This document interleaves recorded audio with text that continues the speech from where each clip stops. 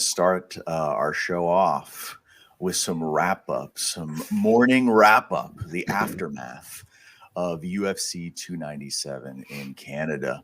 Was a interesting card. There's some good standouts on here. We're doing a little bit of wrap up of just what's next for the competitors in the main event between Sean Strickland and DDP. Interesting fight. Ended up being pretty exciting. Before we get into that, we do want to start off with just some quick roundup about the co-main event, which possibly might be a competitor with our favorite fight of all time, Esparza and Rose Namajunas 2. We'll see. Maybe is this a contender for maybe the worst fight on top of that? Dude, it's like, here's the thing, like Esparza and Rose was like just boring. There was no action, there was no engagement. This fight was engagement, but it was so sloppy. Like there's a blue belt at my jiu-jitsu gym that could probably take one of these girls. Like it's like the engage, like the transitions, like the grappling, the striking. I'm not sure if Bueno Silva was at a sparring match in her life where she was striking. I mean, her head movement was just there. Like there was no moving, like bobbing and weaving. It was so sloppy. And I'm watching a title fight. You know, it's like Nunes could take these two girls, you know, at the same time without training. And I think she might come back for UFC 300 and beat Raquel because it could be that easy. One more thing I want to talk about. This is it. After this weight class, there's nobody in this weight class. It's super dead. There's nobody in it. These two girls can lose 10 pounds. I think we saw that. They can lose 10 pounds. Come down. They should drop down. This weight class should be removed. That's my opinion. First off, like there's not enough fighters, and the quality of fighters is so sloppy. Take this weight class out. Make them lose 10 pounds. They can definitely do it. And then just start from there and save us some time, save us just talking about another belt that doesn't matter because these girls don't deserve a belt. We saw that last night. They don't deserve the belt. It was so sloppy. Do you agree, or am I just a hater?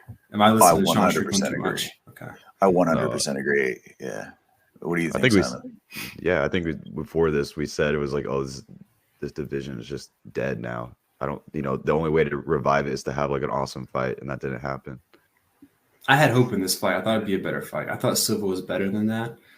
Even unless she had the rear naked choke, it's like you have to finish that, you know. She's close, and then laying on the ground the last 30 seconds, like getting in a title fight, and you're just gonna lay there, and that was embarrassing. I think we have that mistake sometimes as promoters, where we start a whole weight division based on the star power of a single fighter. And we go back to when Ronda Rousey was brought into the UFC. She was huge. She was a massive star on pay-per-view. So much so that Dana was literally like, I'm going to scour the world for people to fight her so we can feed her opponents at her weight class. And because of that, that became this thing where it's like, we're going to have this moving forward. This is going to be a continuous thing.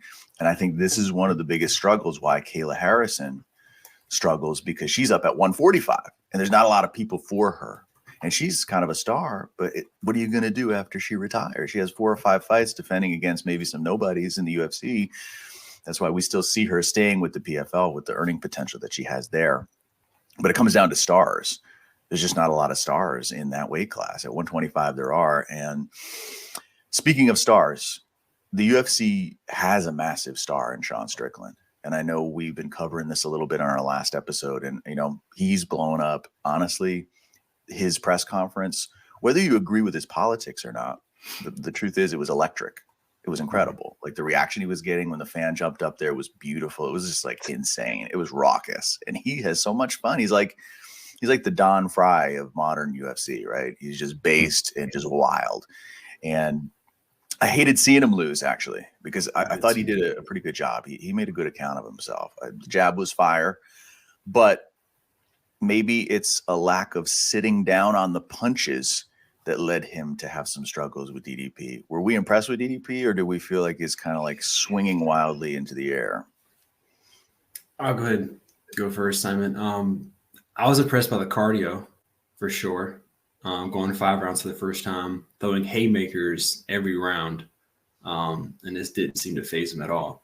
Also, what impressed me is Sean checked so many leg kicks in the fight, and DDP, like you couldn't even tell there was no bruising or anything or swelling on his ankle, on his leg. He got checked and kept kicking, and he just kept moving forward. And maybe I don't know. I think Sean might have won that fight, but overall, like I'm still impressed by DDP. It was still a great performance. And I think he showed a lot just as far as cardio for sure.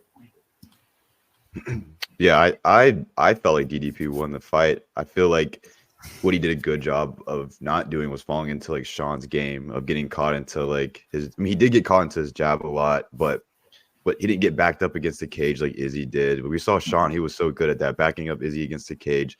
I think DDP controlled the octagon the more the fight went on. He's a little more active. I feel like he definitely won off the points. To like the visual eye, you know, if you're a Sean Strickland fan, you're gonna think that he won that fight, and you have a good case for it. But based off the points with the takedowns, just controlling the ring, I really thought DDP won the fight. But you know, we don't know how the judging goes, especially with the takedowns. Like DDP really didn't do anything with the takedowns, and Sean got up pretty quick, but at least he attempted them, right? You know, Sean pretty much did the same thing the whole fight. So DDP was able to mix it up, did different things throughout the fight. But it was close. You know, I think it came down to that last round. I think DDP really won it in that last round. But I also want to say though, before we go into the future of these fighters, I want to give a shout out to Alex Pereira for basically shaking up this division. Like ever since 2022, when he knocked out Izzy, the title has changed hands 4 times. So, you know, Izzy had the title for 3 years. It was getting a little dry. It was getting a little stale. I mean, we were getting hyped for like Martin Vettori and Izzy. Like, yeah, we had like these very like boring fights. And now we have DDP, and we have this awesome opportunity to have DDP versus Izzy, the Battle of Africa. So we have some good fights that we can have coming up. And then shout out to Sean. I mean, I think he did what Sean does. You know, like he tried to fight his fight. It just didn't really work out. It kind of sucks to see him, you know, lose the title. But I mean, I don't think he lost much stock as a fan favorite. I mean, he's still gonna be able to sell fights, in my opinion. But as far as the title run goes, I'm not sure. Like this division has been so crazy, like I said, ever since 2022. So not sure how that plays out for Sean, but I think he still is a fan favorite. I think he's still top of the food chain. I think we'll see what happens with Dolidze and Kopylov later on this year. And you know, the way the rest of the division from like 5 to 15 starts to shape up. But the interesting thing here for me is that like his stock didn't go down. He walked out of here, I think, still a star. And I think you can put him in fun fights, not necessarily always back in the title run. I kind of feel like a Sean Strickland, Bohachinia rivalry would be some of the best Instagram trolling that anyone's ever seen.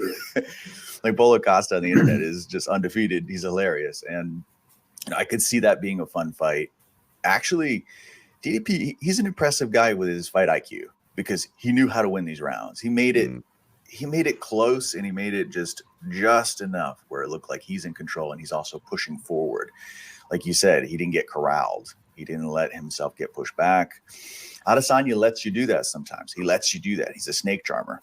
And that's the fight.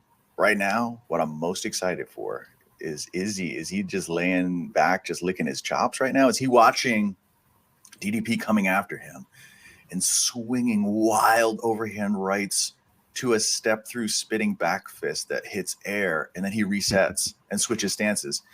It worked. But some of those kind of things, they didn't get you in trouble with Strickland. But I wonder if that's tailor-made for somebody like Izzy. He's waiting for those overswings, those moments where he's like, he's over his skis. Could we see this at 300? Or am I being a wishful thinker? He took a little bit of damage. That's the thing about it. I think he could be fine in April, but we'll have to see. But you said that's a good point about Adesanya. It's kind of his style, like going against someone like DDP who just overswings and overextends himself. I think that's what kind of hurt Sean is he didn't have that power to take advantage of those openings. He took advantage of like jabs and just some like dinks and dunks here and there, but there were no shots that would like put him out, for example. And you look at Robert Whittaker, he's the same way. He's not like a striker that just like puts you to sleep. He kind of gets you the volume. He beats on, he takes you down a little bit, just wears you out and gets the decision. Usually that's how Robert Whittaker wins. Sean's the same way. Izzy will put you out. And I think that's what's going to be exciting about that fight if it is to happen. But we'll see. I think that is the fight. I don't think Khamzat's gonna jump in there before Izzy. I think if Sean won, that was a plan to get Khamzat back in there.